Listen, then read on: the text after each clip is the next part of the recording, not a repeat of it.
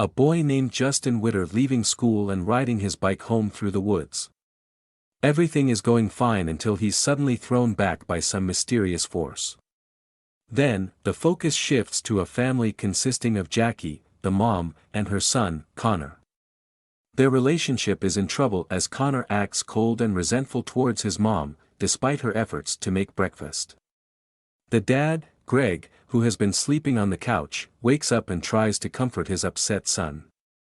We find out that Connor's behavior is because Jackie cheated on Greg, and they're struggling to forgive her. Jackie is trying to fix their broken home, but little does she know there are more problems within the family. One morning, Greg loses his temper and throws his phone through a window, and he discovers Jackie's favorite mug strangely placed on the roof. This raises his suspicions, and he finds hidden cigarettes in the mug, making him suspect Connor's involvement. Now let's go back to the strange event with Justin Witter. He disappears without a trace, and we learn that Greg is a detective in the town. The authorities find Justin's bicycle, and they also find a green pocket knife nearby, similar to the knives found with the bodies of 6 other boys. Cole Gordon, who was previously convicted of killing those boys, becomes a potential suspect in Justin's disappearance. But there's a twist: Cole is already in jail, leaving questions about who is truly responsible.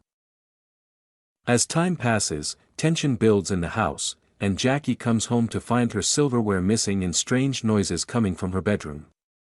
A repairman claims a polite girl from the house let him in, confusing Jackie because she only has a teenage boy.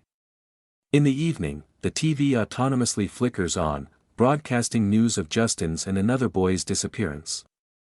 Jackie switches it off, but it turns on again when Greg arrives home, diverting her attention. Jackie expresses her concerns about the repairman potentially stealing their silverware, but Greg dismisses her worries.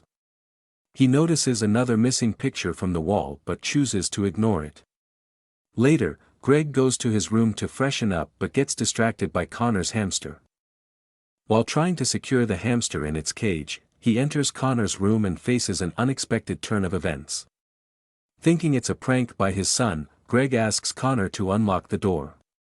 However, when Jackie rushes to help, Connor is nowhere to be found, as he has gone out with his friends. Another argument arises between the couple when Jackie suggests Greg spend the night in their shared room to mend their deteriorating relationship. However, Greg chooses to arrange his belongings in the guest room instead, showing their continued conflict. During the night, Jackie is awakened by a noise from Connor's room and investigates, only to find a game on the laptop with no one around. Meanwhile, Connor returns to his room after spending time with his friends. Despite her attempts to talk to him, Jackie's attention is drawn to a peculiar mask hidden beneath Connor's bed. However, their strained relationship stops her from asking him. Later on, someone tugs at Greg's duvet while he is asleep. The next day, Greg is awakened by a work-related phone call and realizes that he has accidentally wet his bed. He then proceeds to transfer the mattress to the washing machine. Upon arriving at the police station, Lieutenant Mariah informs Greg about the strikingly similar modus operandi to that of Cole Gordon, a notorious child abductor who was imprisoned 15 years ago. Cole's lawyer intends to exploit these recent incidents for a mistrial, but Spitsky firmly believes that Cole is the culprit based on compelling evidence, including a trunk filled with green knives and clothes belonging to multiple victims. Lieutenant Mariah suggests interviewing 2 boys, Braun and Travers, who managed to escape from Cole's clutches. Their recollections may hold vital details to undermine the criminal's defense. Following orders, the officers head to Braun's residence. However, upon the parents' request, Tommy Braun, who appears visibly burned and traumatized, reacts with a frenzy of screams, prompting the officers to leave him alone. Meanwhile, Greg listens to the interview tape from 15 years ago, in which Tommy reveals that they encountered the perpetrator near the railroad. The perpetrator took them to a small house in the woods and disappeared after they managed to escape. Strange occurrences continue to take place in Greg's house. Jackie's ex-boyfriend, Todd, unexpectedly pays her a visit, hoping to rekindle their relationship, but Jackie realizes that she must put an end to it. During their argument, a mug is suddenly thrown from upstairs, striking Todd on the head. With Connor still inside the house, Jackie cannot risk allowing Todd in, so she guides him to the basement to tend to his wound. At the same time, Connor is in the toilet when he hears some noise from the guest room, but as he goes upstairs to check the room, no one is in sight. Alarmed by the excessive bleeding, Jackie decides to rush Todd to the hospital after dropping off her son at school. Suddenly, a call from Todd's number reaches her phone, accompanied by the faint sound of their gramophone playing in the background. Obviously this is strange, but Todd claims he may have dropped the phone earlier. Returning upstairs, she questions whether Connor has been on the roof or has started the music. However, Connor denies any knowledge of what she's referring to. On their way to school, they encounter Justin Witter's mother, who turns out to live in Jackie's neighborhood. Jackie assures her that everything will be alright regarding her son.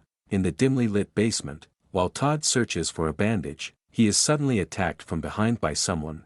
Afterwards, in the woods, Greg and Spitsky make the startling discovery that someone had stopped Justin by rigging a rope between two trees, which explains the unseen force we saw at the beginning of the movie. Upon Jackie's return home to assist Todd in reaching the hospital, she discovers that he has already succumbed to his injuries. Later that evening, when Greg returns home, he receives another distressing news. Jackie implores his help dealing with Todd's lifeless body. She suspects Connor might have hurled the mug at Todd, inadvertently leading to his demise. Consumed by anger towards his wife, Greg refuses to risk their son's freedom by involving the authorities. They then bring Todd's lifeless body into the woods, and it is revealed that the couple has decided to bury Todd's body there. Meanwhile, while his parents are out working in the woods, Connor just returned home and begins playing games. Startled by strange noises from the laundry room, he ventures downstairs to investigate, only to stumble upon silverware inside the washing machine. Upon returning to his room, a message pops up on his laptop screen, inquiring about his knowledge of frogging. Curiosity piqued, Connor turns to Google, and learns that it refers to secretly inhabiting someone else's home without their knowledge.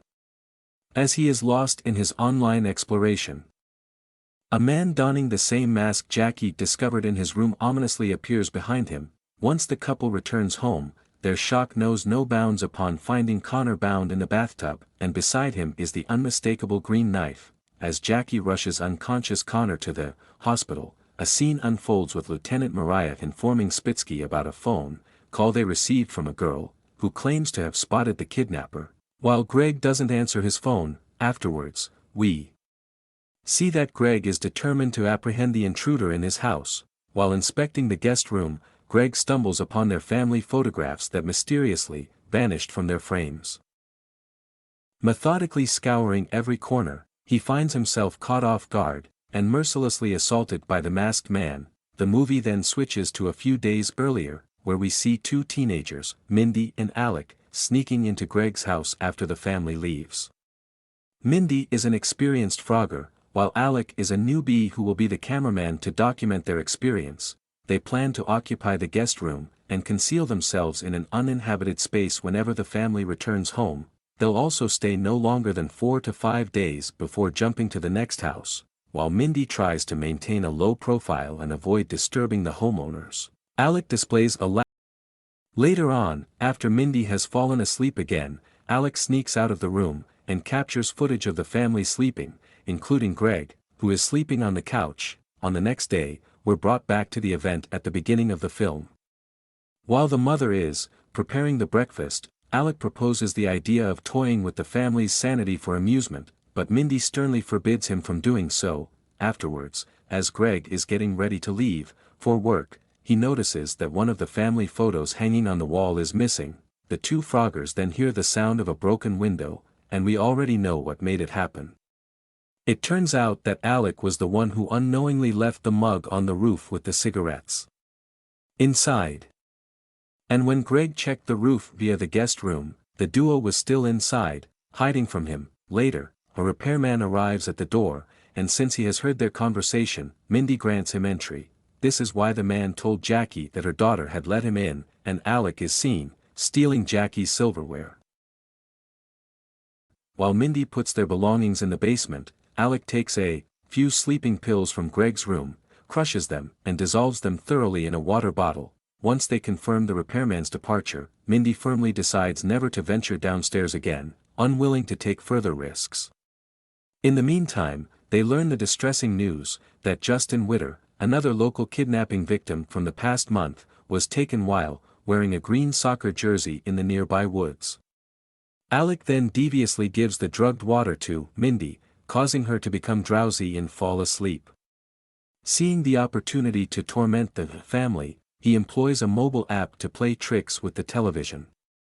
Up next, his primary focus shifts to Greg. He releases the hamster from its enclosure, and lies in wait inside Connor's room. As soon as Greg enters the cupboard to get the animal, Alec locks the door, trapping him inside. Later that night, while everyone is asleep, it is revealed that Alec is the one who pulled the duvet and urinated on Greg that night. The following day, Mindy catches him smoking on the roof and pleads with him not to engage in such behavior, terrorizing people and disrupting their lives. Alec argues that they should simply have fun, but Mindy urges him to stop. In a fit of annoyance, Alec hurls the mug to the ground, unaware that Todd is standing below. Overwhelmed by the situation, Mindy decides it's time to leave the house. However, their belongings are still in the basement, and then suddenly, Connor makes his way towards the room to investigate the commotion they caused, so they have to stay hidden for a while. To divert Jackie and Todd's attention, Alec devises a plan involving Todd's dropped phone. Hearing the music voice on the call, Jackie returns upstairs, allowing Mindy to retrieve her luggage from the basement.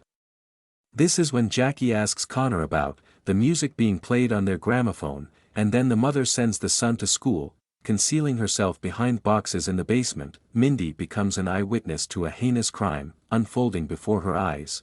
To our surprise, the man who viciously strikes Todd on the head is none other than Greg himself. He then retrieves a bag from the basement, placing it in the trunk of his car alongside the bat. Greg actually returns to his house to get the document he left behind.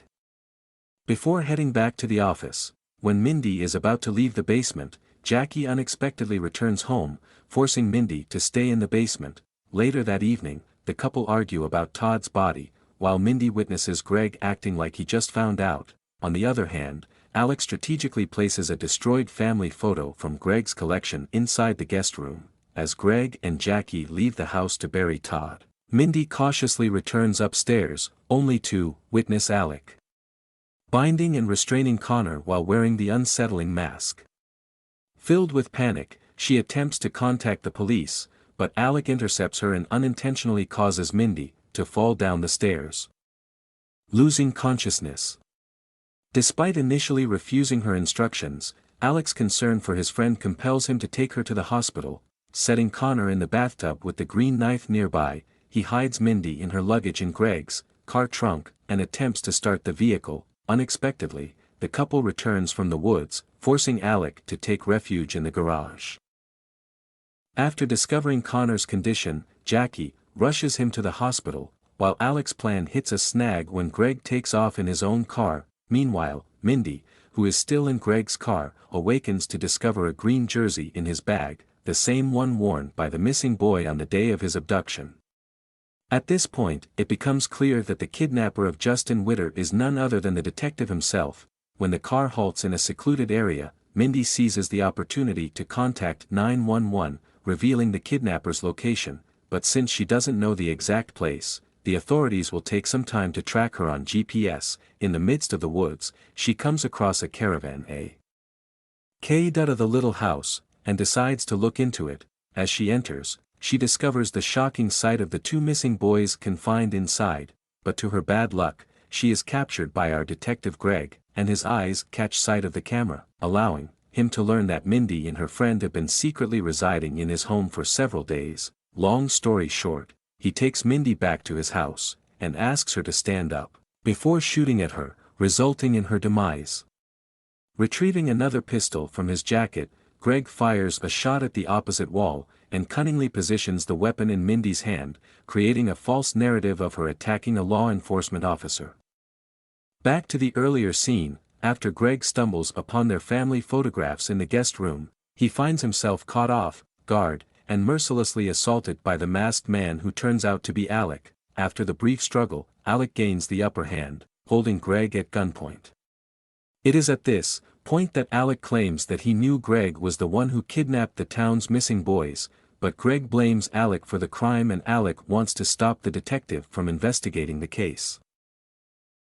But then, as the light illuminates Alec's face, it seems like Greg begins to realize something, but Alec doesn't want to hear his explanation. Alec fires a fatal shot, swiftly extinguishing Greg's life. His eyes are filled with tears, just as Officer Spitsky arrives at the scene and shoots Alec in the shoulder. Spitsky is taken aback when Alec immediately recognizes him. Afterwards, the police and medical help arrive at Greg's house and the caravan in the woods, where the police successfully rescue Justin Witter and another missing boy. It is here that Spitsky finds the damning evidence: knives and Justin's jersey concealed in Greg's trunk. Alec managed to reveal the truth to Spitsky. Our mysterious serial killer, who has murdered and molested many boys from the town, is none other than Greg. Misusing his position, Greg continued the abductions and killings, perpetuating a cycle of terror while framing others for the crime, such as Cole Gordon. Alec, who is still alive, is promptly transported to the hospital for medical care.